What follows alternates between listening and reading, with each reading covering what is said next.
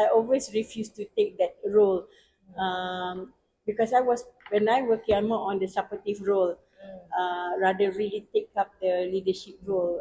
And it took me about 10 years, after I run business to be able to, sit in this position as a leader. I guess I realized one of the main reasons is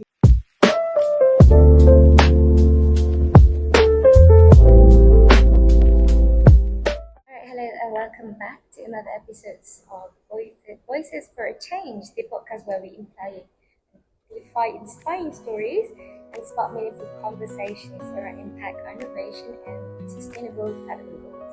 So I'm your host, Aini, and today I am beyond excited to have with me incredible change maker, a true powerhouse of purpose and passion, Puan Anja. Right, she's widely known as a social entrepreneur queen from Malaysia, and her life's mission is to build a better, more inclusive and sustainable Malaysia through her NGOs, Athena Empowers, Sisterhood Alliance and Content Lab. With a heart dedicated to climate action and equal education for all, Puan Anja has mentored and empowered countless future leaders through her work, and not just in Malaysia, but across borders. She has received multiple prestigious awards, including the Outstanding ASEAN Women Entrepreneur Award, Top 10 Malaysia Women Social Entrepreneurs, and the Star Golden Heart Award. So please welcome to the show, Puan Anja. We are so honored to have you here, Puan. Yeah, thank you, Annie. Alright. So I think we just step into our first segment, which is the journey into social entrepreneurship. So my first question is, what actually inspired you to become a social entrepreneur? Okay, hello everyone. My name is Anja, and I've become an entrepreneur officially since July 2012, and turned the business to social enterprise in early 2013. How I learned about social enterprise is by accident, not something that I'm aware of. But I was introduced to this model by Prof. Muhammad Yunus during his visit to UKM in December 2012, if I'm not mistaken. And it was when I got an invitation from the SESMED UKM, and that's how I got introduced to Prof. Muhammad Yunus.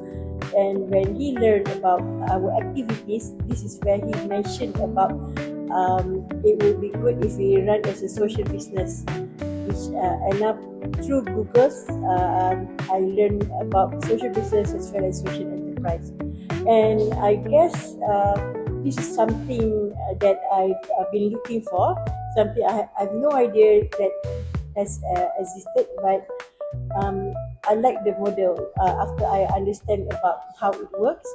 And for someone who believes in also passionate in blue ocean strategy, I guess social enterprise is a right model for me to run it as a blue ocean, to apply to the blue ocean strategy.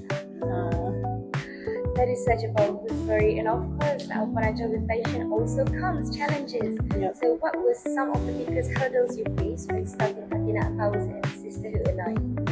Okay, Athena Empowers is a social enterprise. It's a business that what we do, we produce and sell sanitary products, environment friendly sanitary products, diapers, baby diapers, adult diapers.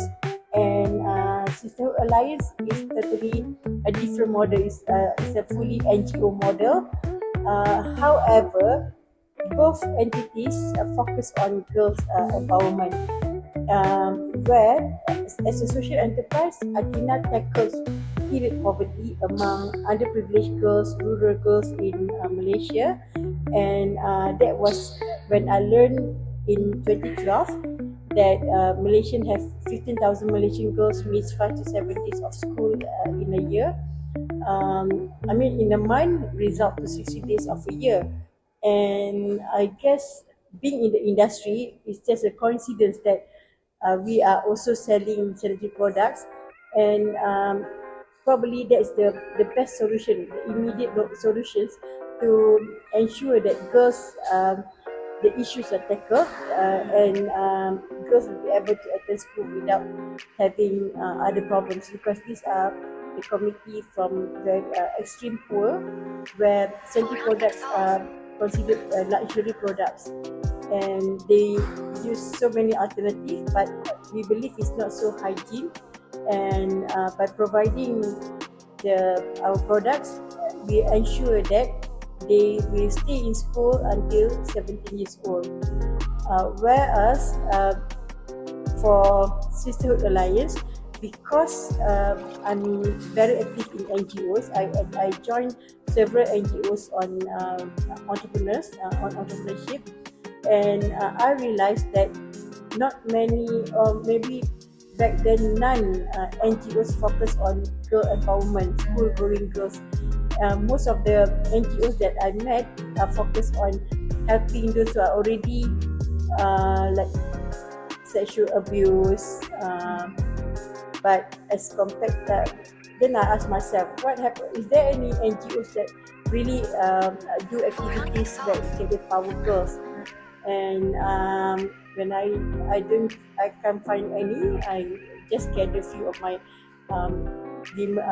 friends who are also entrepreneurs, and we come up with this idea. Why don't we just start one? Because most of us have daughters, and it's the right time to start the NGO. So it has totally different activities, but the aim is we believe in empowering young girls.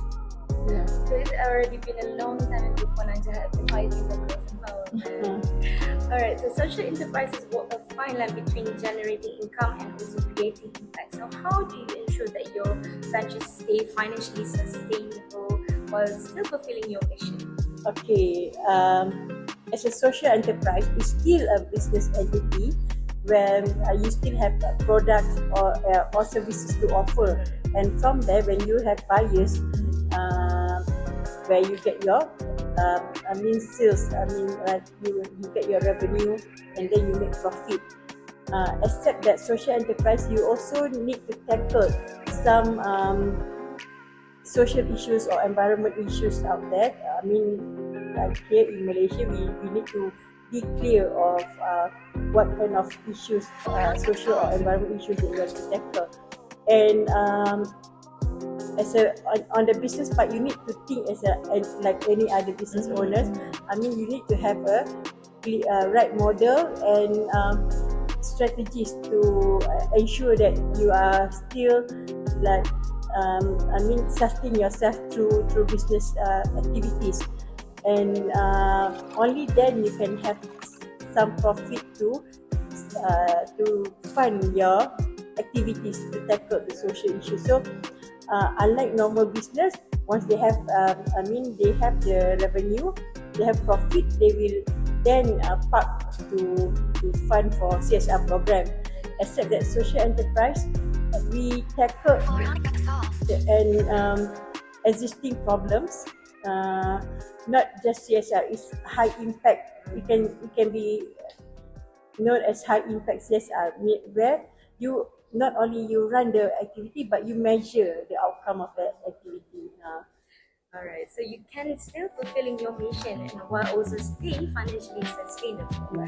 So let's dive into another segment, which is you're going to talk about women's empowerment and also education. So one of the things that stand out about your work is your commitment to empowering young girls, especially through Sisterhood Alliance. So what are some of the most essential life skills you believe girls today need to try? Okay, just to name few, I guess working with young girls, after we understand the issues, the problem that they have, definitely before we run any program, we need to understand what are the issues and in what ways we can provide solutions. But when it comes to the girls themselves, first thing first is they need to know their self-worth, their values, because they need to be able to have a voice. I guess one of it is communication skill, to be able to say no or to speak up, and to be able to respect themselves before they respect others. So they need to have some sort of values and what are the most important in life.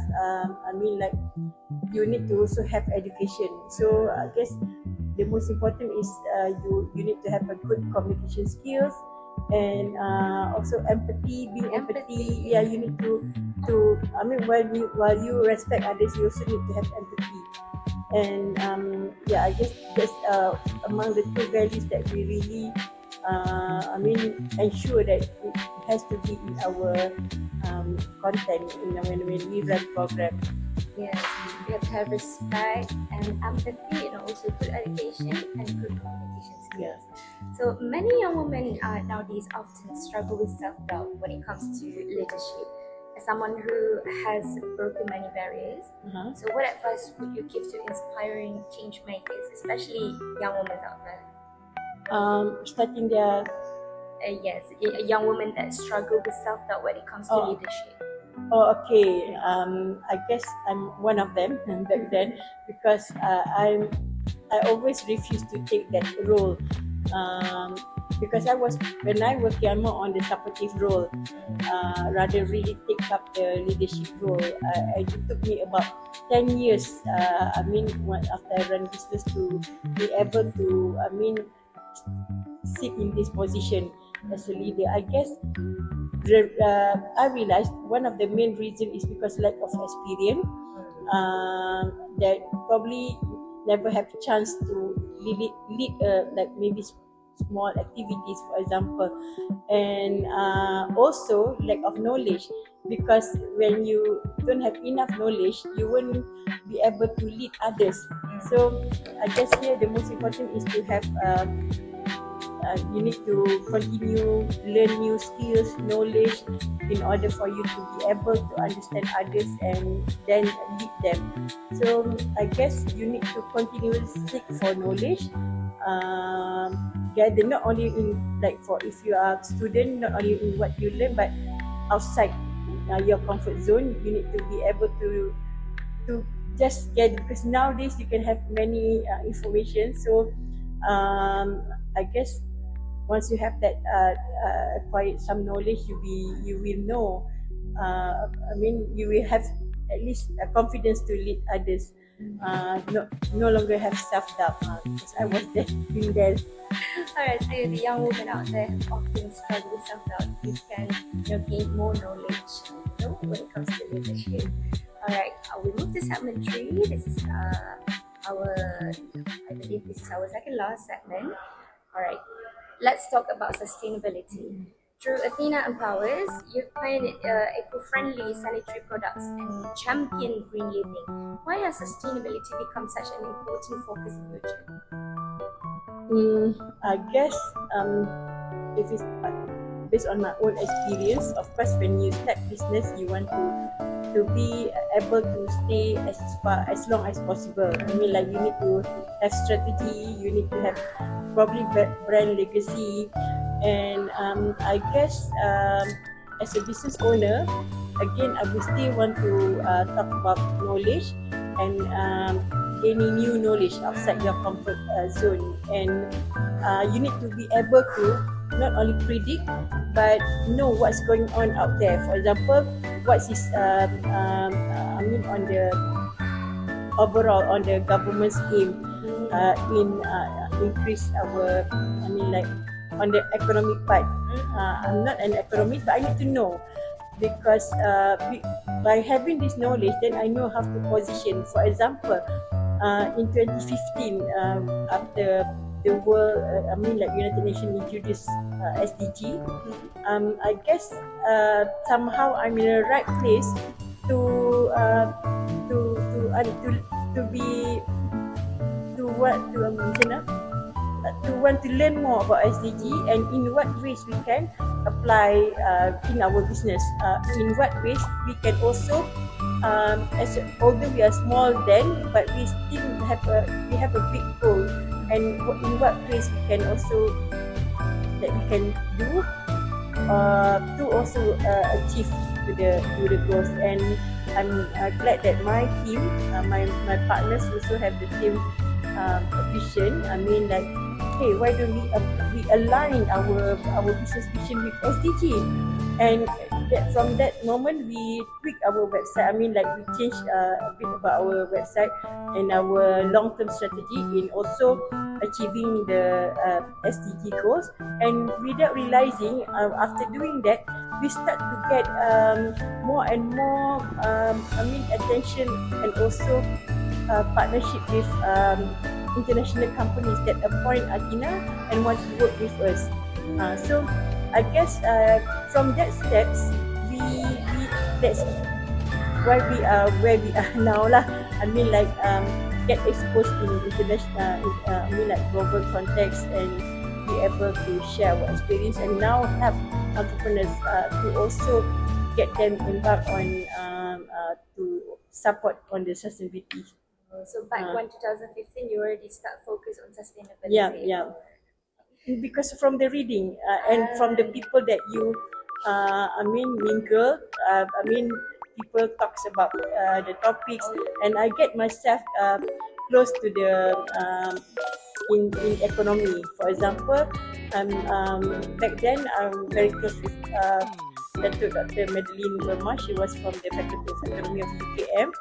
So from our conversation, although we just go for dinner, makan-makan, and I always take the opportunity to ask her, because I want to learn more about beyond outside the classroom, and from there I start to pick up, and then I know the importance. And when she invite us to go to any forum on economy, I will be the first one to say yes, because I want to know what's happening out there. So you need to have that eagerness and know how to strategize and align with your business mission. Alright, so in your opinion, what role do social enterprises play in driving environmental change? Okay, they play a vital role juga for entrepreneurs nowadays, because again, they need to be able to know what is their business goal, and also they need, whether they like it or not, to know what is the country's agenda, country's objective, and also the global goals. And they need to really study to know in what ways they can reposition their work. Not only making profit, but contributions towards the global agenda. And for example, if they focus on environment, be it like maybe on the carbon emission, how can they play their role to help ensure we reduce carbon emission.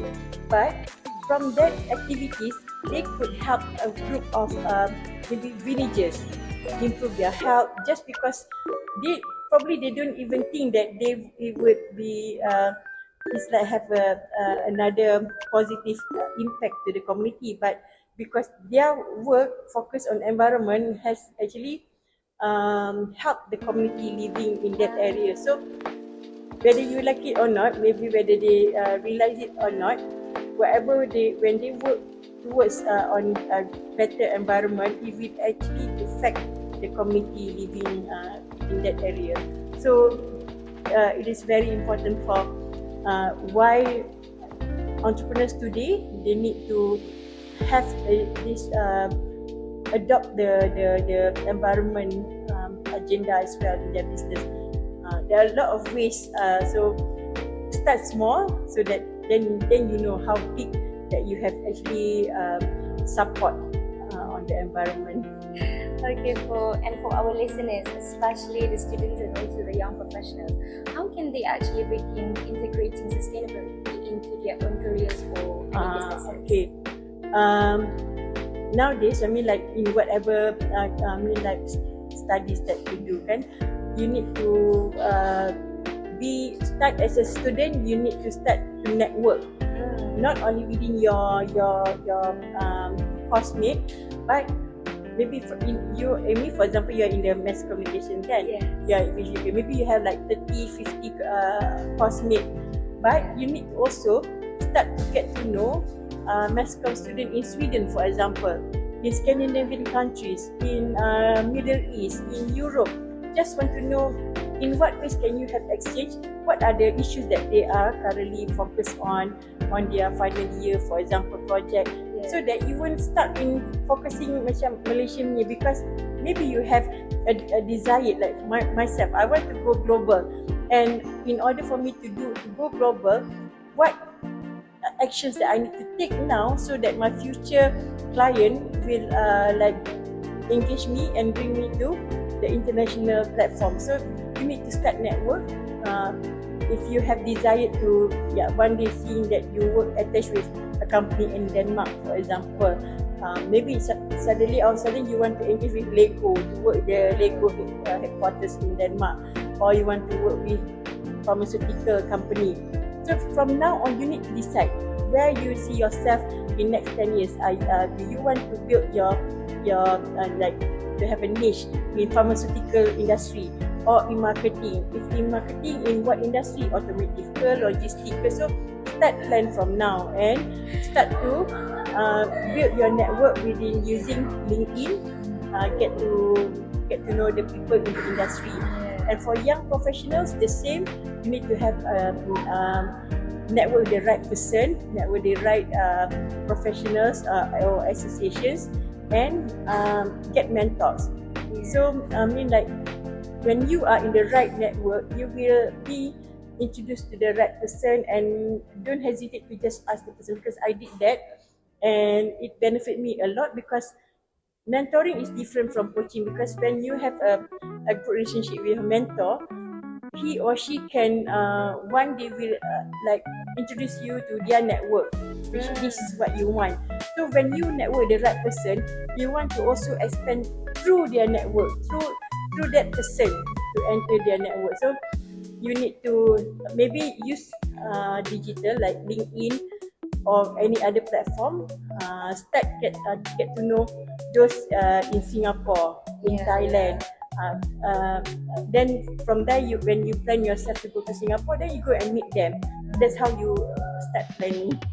As a student myself, I think I will be starting the networking so that I can integrate sustainability in my own career. Alright, so we move to our last segment, the advice for future social entrepreneurs. So you have the multiple platforms that empower, educate, and also inspire. So from your experience, what do you think are the key that every successful social entrepreneur should have? I guess you don't have to be a good communicator. I mean, like, as an entrepreneur, you need, of course, that's one of the skill that you need, but it doesn't come like immediately. But when you expand your network to something that outside the box, then you somehow you learn about other person, about other industries, and I guess for those who wish to become a change maker or activist or social entrepreneur, start build your network today. Start approach people that you think can give more values to you, and always you need to have some sort of values as well. You need to have integrity. You need to have lifelong learning. You need to always update yourself, because I'm a believer of continuous learning. And although I'm not good in, academically it's not really great, but I never stop learning new skills. I subscribe to Harvard Business Review. I need to know what's happening out there, and you try to look also what is the top, like in what ways you can subscribe those in Middle East, in Europe. You need to know. So always spend some time to read something when you, after 1 hour you wake up, like maybe you wake up at 5, start to wake up early, start to sleep early, sleep as early as 9:30 or 10, and wake up as early as 3 o'clock, so that you can have more time with yourself. So in next 10-15 years, you thank to yourself, your earlier your young self lah. So you can start right away. Okay, so some students are listening today that might have ideas for their own impact-driven projects, but are not sure where to start. So what would you say to them? I like that question, Amy. Okay, start with something that you love or you hate. You hate pun boleh. Meaning, say you love about skincare, you really into process with skincare lah, kan? And in what ways can I also involved in I mean still do what I like skincare, cosmetic, but in the same time I do also involved in creating change, healthier or positive change. So you maybe can start as an advocate, talk about let's go natural, teach someone about okay, what is the benefit of avocado, what is the benefit of not avocado, aloe vera. Avocado pun good juga, antioxidant kan. So start because when you learn and you teach someone, you gain more knowledge. So start teach something, not just show what skincare that you use, but go focus into ingredient and share the information why you choose that skincare. And maybe in future when people start to have trust, you can start your own business, for example. And maybe you also want there's issues out there that about we have so many babies that born with neurorevision kan. So maybe the use of wrong cosmetic ingredient pun can lead, I don't know, but maybe you want to champion that. Maybe you have family members that also have autistic ke, autism ke kan. So maybe one of the reason is using a wrong skincare or cosmetic product, for example lah kan. But something yang you hate, what can I start something from something that I really hate? I hate bully, and I cannot stand to see reading or seeing someone being bullied. So what can I do? So talk about it. So you will be seen as an junior expert in mental health, but not really into you need to be learn something on mental health, but talk about it. You read and you talk, start to teach yourself how to summarize things. Use ChatGPT as a start. How to summarize this article into 100 words, for example, and start talks about it. So build yourself to be seen as a subject matter expert of one topic. So I did that. I mean, I use LinkedIn a lot to tell people out there that I'm a subject matter expert in social entrepreneurship, on sustainability, in helping SMEs to start their ESG journey. From there, I start to gain trust from my future clients. So be smart on that and strategy. Alright, thank you so much, Puan Anja. So before we wrap up, where can our listeners actually follow your work or get involved with your initiatives? Okay, you can, I'm not say quite, but not really active, but quite active on LinkedIn. You can follow me on LinkedIn, Anja Julia Abu Bakar. Once my Facebook page is ready, you can also follow it there. But we do highlight that sometimes we seek for volunteers to join our upcoming programs. This year, in fact, we have from June onwards, we'll be having lots of activities outside Klang Valley, in Sabah, Sarawak especially. So if you wish to join and become volunteer, we welcome you lah. Alright, amazing. Thank you once again, Puan Anja, for joining us today. Your journey is such an inspiration, and I'm sure our listeners are walking away with fresh motivation and insight. Alright, to our audience, thank you for tuning in for Voices for a Change. So if you enjoyed this episode, don't forget to follow and share it with your friends. Until next time, stay inspired and keep making a difference.